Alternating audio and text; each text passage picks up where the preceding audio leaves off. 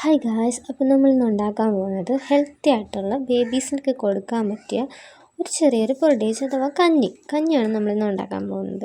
നമ്മളതിനായിട്ട് കുറച്ച് മത്തങ്ങയും ക്യാരറ്റുമാണ് എടുത്തേക്കുന്നത്.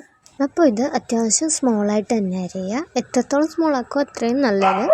പിന്നെ നമ്മളത് ചെറിയൊരു കുക്കറിലോട്ട് അതെല്ലാം കൂടി ഒന്ന് ജസ്റ്റ് മാറ്റുക.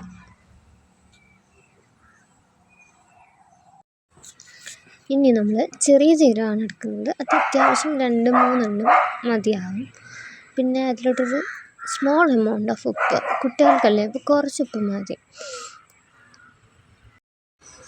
ഇനി ഇതിലോട്ട് ഒരു കൈയളവ് ഓൾറെഡി നമ്മളത് വേവിച്ച് വെച്ച ചോറാണ്.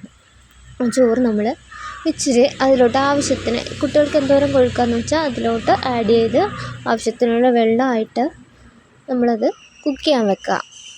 ഇത് കുക്കറിലാണ് വെക്കുന്നത്. നമുക്ക് വേണമെങ്കിൽ വേവിച്ച് വേണമെങ്കിലും എടുക്കാം.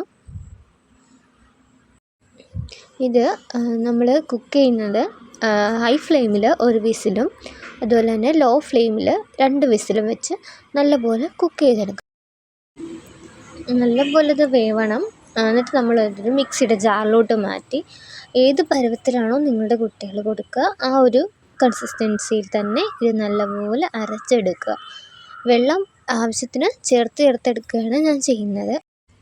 അപ്പോൾ നിങ്ങൾക്ക് ആവശ്യമായിട്ടുള്ള ഒരു തിക്നെസ്സിൽ തന്നെ ഇത് നമ്മൾ കൊടുക്കുന്നതാണ് നല്ലത്.